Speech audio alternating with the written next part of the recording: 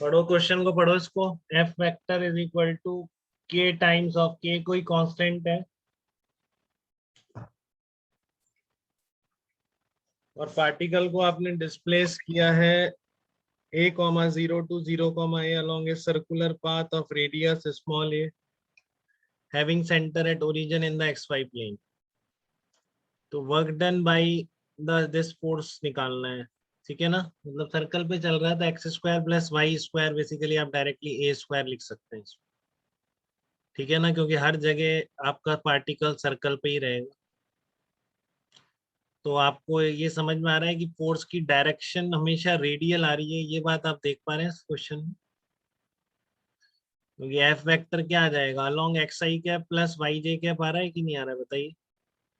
F vector हमेशा x I cap plus Y J cap के along आएगा, क्योंकि ये तो आपका कांस्टेंट हो गया, बाहर आ सकता है। तो क्या बचा अंदर, x I cap plus Y J cap. तो किसी भी पॉइंट पर एक्स कॉमा वाई पर एक्स ओरिजिन से डायरेक्ट ज्वाइनिंग वेक्टर, तो क्योंकि ये सर्कल है, ठीक है। तो जब आप ये डायरेक्ट ज्वाइनिंग वेक्टर बनाएंगे तो आपको समझ में आ जाएगा हर पॉइंट पर आपका जो फोर्स है वो रेडियल डायरेक्शन है, ठीक है ना। और पार्टिकल किस पे चल रहा है, पार्टिकल आपका सर्कल पे चल रहा है, बताइए मुझे। हर इंस्टेंट पर फोर्स रेडियल डायरेक्शन में होगा, क्योंकि it is always along the X I cap plus Y J cap which is the position vector of point X comma Y. Position vector mean directly joining vector from origin to the point.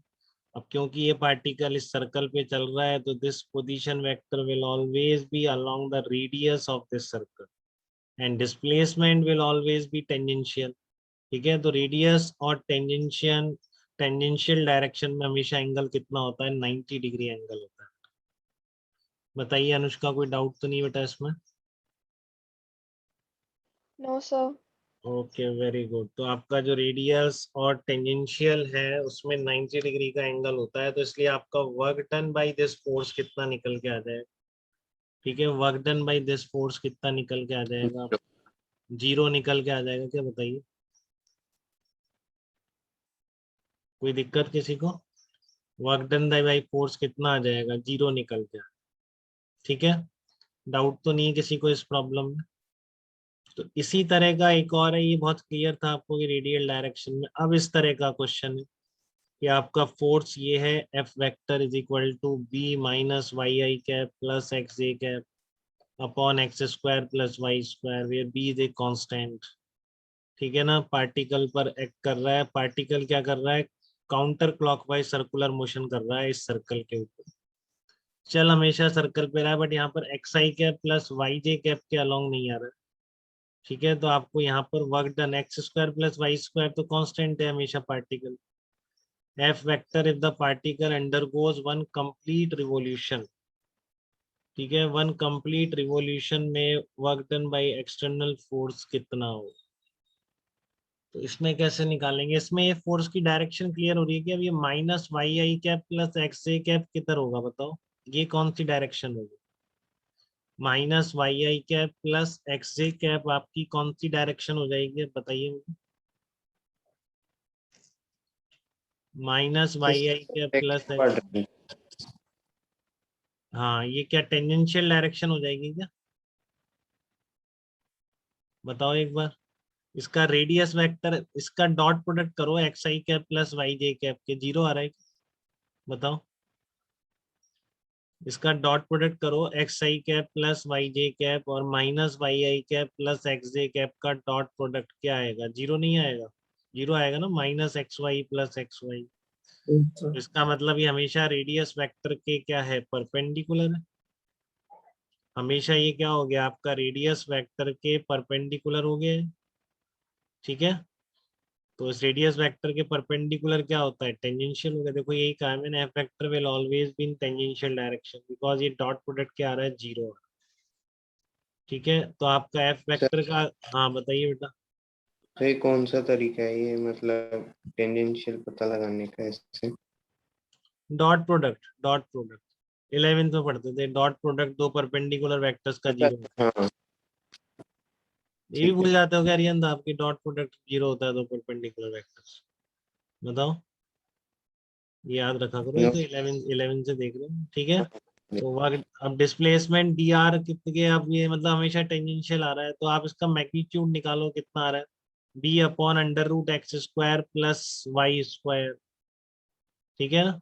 तो कितना आ गया, B upon are आ गया, B upon are, ठीक है। तो मतलब ये मैग्नीट्यूड भी सेम रह रहा है, देखो हर जगह मैग्नीट्यूड सेम है, क्योंकि आर सेम है ना, पार्टिकल तो सर्कल पे चल रहा है।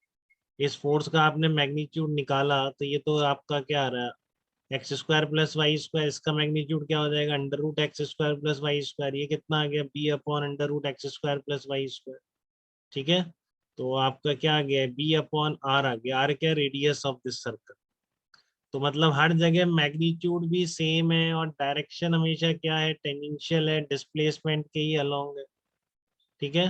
डायरेक्शन क्या है हमेशा, देखो आपको ये भी बता रखा है ना किस डायरेक्शन में चल रहा है, बता रखा काउंटर क्लॉकवाइज चल रहा है, काउंटर क्लॉकवाइज चल रहा है, ठीक है ना। और ये देखो माइनस वाई आई के प्लस एक्स ए के, आप किसी भी क्वाड्रेंट में जाओगे तो हमेशा इधर ही आ रहा है इसका एरो, ठीक है ना। तो हर जगह क्या, चारों क्वाड्रेंट में आप चेक कर सकते हो, तो हमेशा फोर्स क्या है, डिस्प्लेसमेंट के अलोंग ही आ रहा है हर जगह, और कांस्टेंट फोर्स है B upon R, B upon R में आर क्या है, radius of this circle.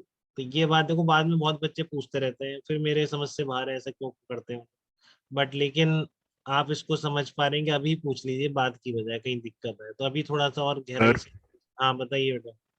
Sir एक साई कैप और वाई जे कैप रेडियल की लिए है, तो अपन ने इसलिए डॉट प्रोडक्ट किया था कि टेंजेंशियल प्रूफ कर सके। हाँ ये जीरो है, ठीक है ना। यस सर, ओके हाँ सर। हाँ, तो आपका यहाँ पर क्या आ गया, अब इधर से एंटी क्लॉकवाइज डायरेक्शन में एरो बन रहे हैं सबके, देखो आप minus Y I cap plus X J cap, ठीक है। तो माइनस आई कैप और प्लस जे कैप, तो रिजल्टेंट ऐसे ही आएगा, और पार्टिकल भी काउंटर क्लॉकवाइज चल रहा है, तो हर जगह डिस्प्लेसमेंट के अलोंग ही है फोर्स, ठीक है। तो अब कुछ बचता नहीं, जब आप कह रहे हो कांस्टेंट फोर्स है, तो कांस्टेंट फोर्स कितना हो गया, बी अपॉन कैपिटल आर, ठीक है ना। वो कांस्टेंट फोर्स कितना हो गया आपका, बी अपॉन कैपिटल आर कह दो या स्मॉल आर ही कह रखा है, ये तो constant constant force into DS. Vector का क्या कह रहे हो बेटा, वेरिएबल फोर्स है नहीं? मैग्नीट्यूड कांस्टेंट है, मैग्नीट्यूड, ठीक है हाँ ना। हाँ वही।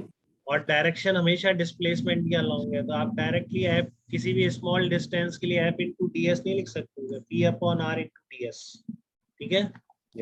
तो अब आप ऐड करोगे सारा, तो पी अपॉन आर तो बाहर आ जाएगा, इंटीग्रेशन डीएस में क्या बन जाएगा, पूरा की पूरा रेडियस, पूरा की पूरा सर्कमफ्रेंस बन जाएगा, ये डी डब्ल्यू है डीएस के लिए, ठीक है। डीएस डिस्प्लेसमेंट में कहीं भी वर्क कितना है, B upon R into D S cos zero. दिक्कत तो नहीं किसी को ये समझने में, क्या आप लोगों की ये समझने में दिक्कत आती है क्या इसमें, ये कैसे लिख दिया नो बताओ, सर।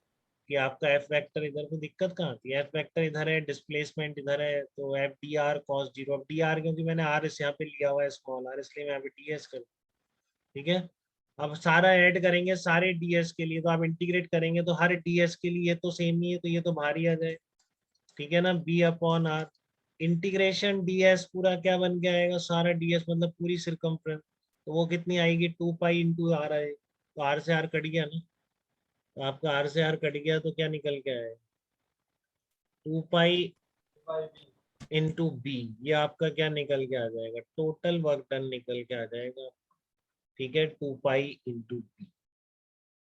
तो इस तरह के दो एग्जांपल्स थे x I cap plus Y J cap में, तो इधर से चेक कर लीजिएगा, जब पार्टिकल सर्कल पे करता है घूम फिर के इसी तरह का आता रहता है, ठीक है ना। सर घूम ऊपर वाले क्वेश्चन में डायरेक्शन का कैसे पता चला था रेडियल है?